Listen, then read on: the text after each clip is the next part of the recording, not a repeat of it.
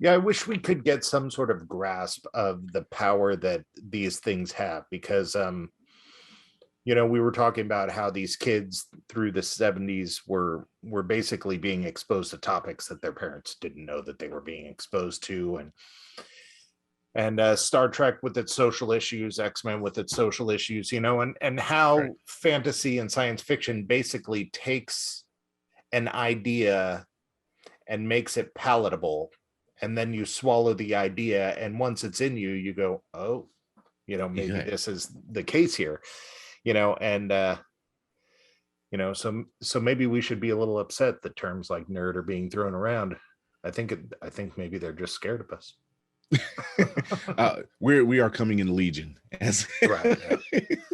it's growing every day. I remember the first Wizard World Cleveland I had gone. Actually, it was Mid Ohio. It was Mid Ohio Con. It was in Columbus, and it was the first big con I went to. And the reason why I went was they said Stan Lee was going to be there, so I volunteered. And this was the year he started having the heart issues, and the hush that went over that entire crowd when they realized he wasn't going to be there, and it was a health condition. I was walking by and hearing people like, oh my god, oh my god, oh my god, and but that was one of my biggest cons that I had ever been to.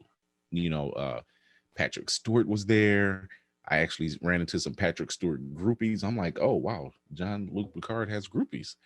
Never thought that was going to happen. Like rock star level groupies, like yeah, rock star level. We want to groupies. get Patrick Stewart's bus. Yeah, like it was the weirdest thing for me, but it was hilarious because it was a Friday night, because I was there volunteering for Friday and Saturday, and it was the Friday night, and Thursdays is kind of like your setup day, and Friday is like when it really starts, and it was in the evening, and so I'm just directing them to the lines where they need to go, and he's like, is Patrick Stewart here? Do you know when he's going to come? You're like, oh God, he's so dreamy. He's so hot. I'm like, Professor Xavier, right?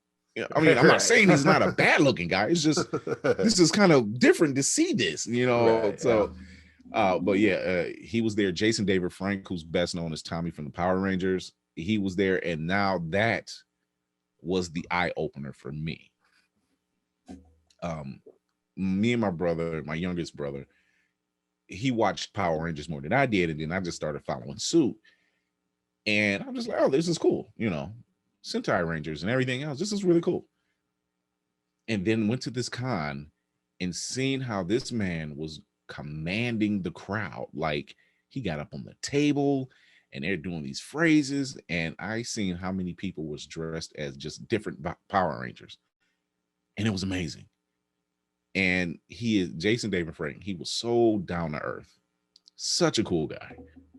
And it makes me forget all about that whole week where he haul-assed and whooped all the Power Rangers ass when he first came on the scene. Right. And so green or white? When he was green. When he came on as the Green Ranger. Yes. So but yeah, who else was there? Oh my God. It was so many people. Dean Cain was there, Jason David Frank, Patrick Stewart, Stan Lee was supposed to be there. It was so many people, and I was just kind of like, this is cool. I don't know why I didn't do this earlier.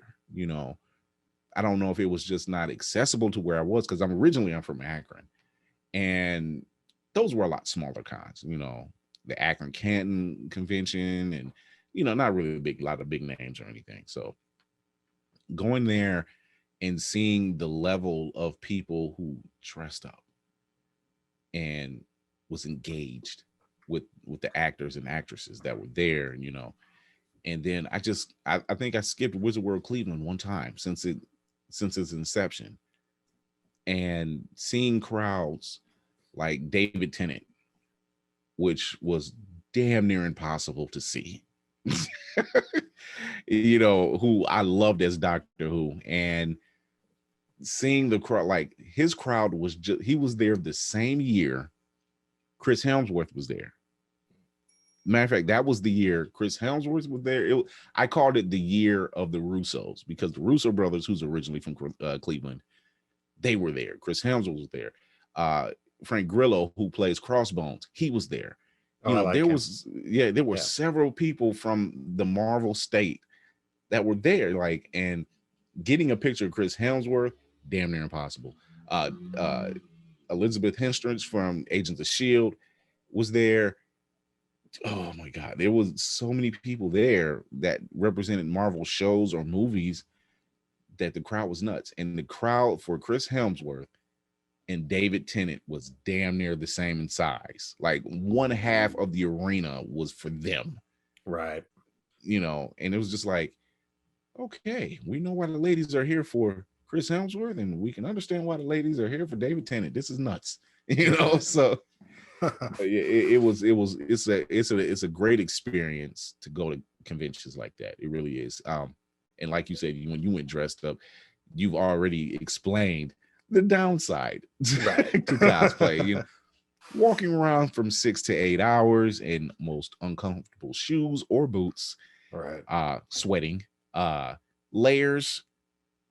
Please don't let it be in the mid of summer. Yeah. It can sweating in places that you didn't know would still sweat. Absolutely. Oh, boy, this time I really overdid it. I ate so much I didn't have any room left in my stomach for dinner. In fact, it may be days before I'm hungry again. It really doesn't make sense to eat too many sweets between meals. A little snack is fine, but don't overdo it, because if you do, you won't have room left for the 3 healthy meals, which you should have every day. Don't get carried away with sweets. Oh, I wish I hadn't.